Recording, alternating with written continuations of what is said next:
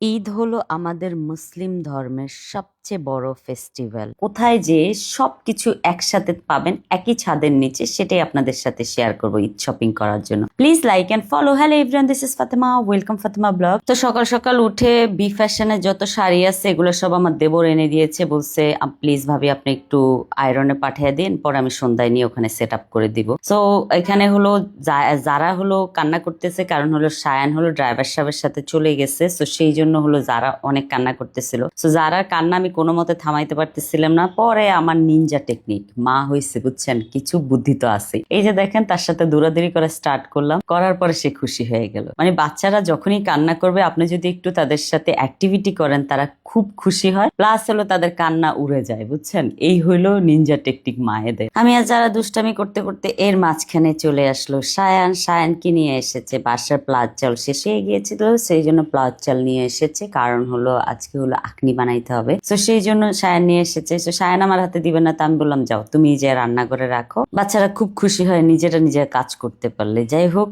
আমার তো মনে করেন না রান্নাঘরে যেতে হবে। এর মাঝখানে সায়ান আর যারা খুব দুষ্টামি করতেছিল, দৌড়াদৌড়ি করতেছিল, আর হলো ভাই দাম করে পড়ে গিয়েছিল।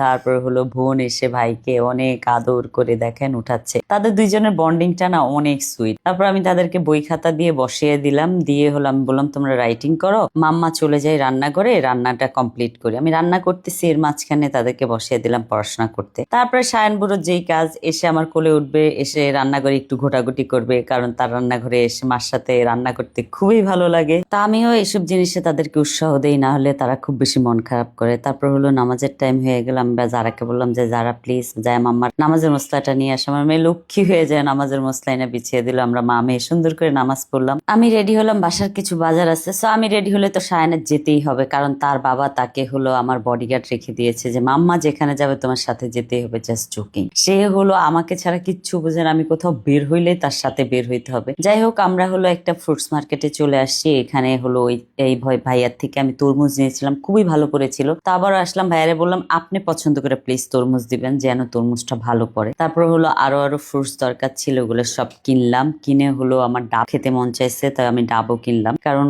ইফতারি পরে না ঠান্ডা ডাবের পানি খেতে খুবই ভালো লাগে। তো এখানে আমি আর সায়ান মিলে দামাদামি করে ডাব কিনলাম। কিনে এখন আমরা গাড়ি খুঁজতেছি, বেসিক্যালি গাড়ি খুঁজে তারপর হলো ফাইনালি গাড়ি খুঁজে পেলাম। পেয়ে হলো আমরা হলো বাসায় চলে আসলাম। আসার পরে যারাকে বললাম যে যারা যাও হেল্পিং হ্যান্ডকে দিয়ে খেজুরটা রেখে বলো যে ইফতারির জন্য খেজুর রেডি করতে। তারপর ফাইনালি আমাদের টেবিল গুছানো হয়ে গেছে। ইফতারিতে আমি সবকিছুই রেডি করি, যেহেতু আমার হাজবেন্ড আমার বাচ্চা কাচ্চা সবাই সব ভাজাপুরি খুব পছন্দ করে, তো সেই জন্য আমি রেডি করি। হালিমও রেডি করলাম। আর আমি হলো এক নাসর বান্দা যে হলো ভাত খাই, আমার খুব ভাল লাগে ইফতারি পরে ভাত খেতে। তো এখানে হলো ডাবের পানিটা খাচ্ছিলাম। তারপর খেয়ে দিয়ে আমি চলে যাব রেডি হইতে, কারণ হলো আমার একটা লাইভ আছে, তো সেই জন্য চলে যাচ্ছি। যে সুন্দর করে রেডি হয়ে গেলাম, ব্ল্যাক একটা ড্রেস পরে, যে ড্রেসটা খুবই সুন্দর লাগতেছিল। সো ফাইনালি আমি চলে আসলাম রাবেয়া আমি ডিজাইনার স্টুডিওতে। এটার অ্যাড্রেসটা আমি বলে দিই, road number 10, house number 25, block C. So এখানে হলো টোটাল অনেকগুলা ব্র্যান্ড একসাথে আছে,